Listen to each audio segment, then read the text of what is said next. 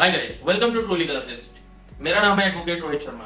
आज हम बात करेंगे पेटेंट, कॉपीराइट और ट्रेडमार्क के बीच के डिफरेंस के बारे में। सबसे पहले पेटेंट।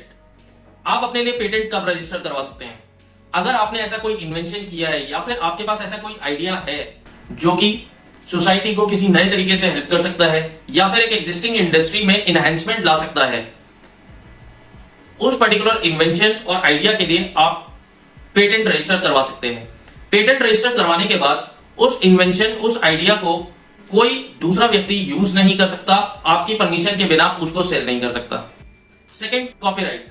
कॉपीराइट आप अपने आर्टिस्टिक वर्क के लिए रजिस्टर करवा सकते हैं, जैसे कि कोई मूवी या कोई सॉन्ग या फिर कोई बुक या फिर आपका कोई कंप्यूटर प्रोग्राम जो कि ओरिजिनल है और आप ही के द्वारा बनाया गया है, तो अपने इस तरीके के आर्टिस्टिक वर्क के लिए आप कॉपीराइट रजिस्टर करा सकते हैं।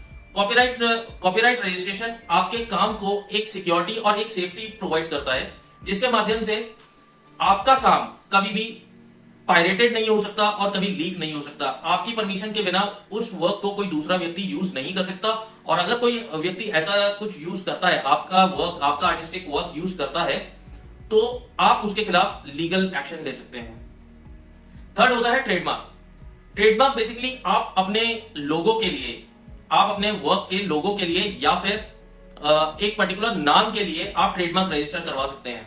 जैसे कि अगर आपके बिजनेस का नाम सपोज ABCD है, तो आप उस पर्टिकुलर ABCD को ट्रेडमार्क रजिस्ट्रेशन में डाल सकते हैं, या फिर ABCD के साथ साथ आपके काम का कोई लोगो भी है, तो आप दोनों को साथ ही रजिस्टर करा सकते हैं।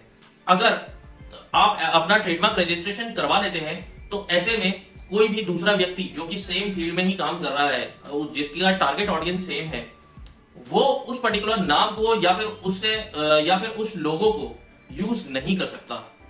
Thank you so much.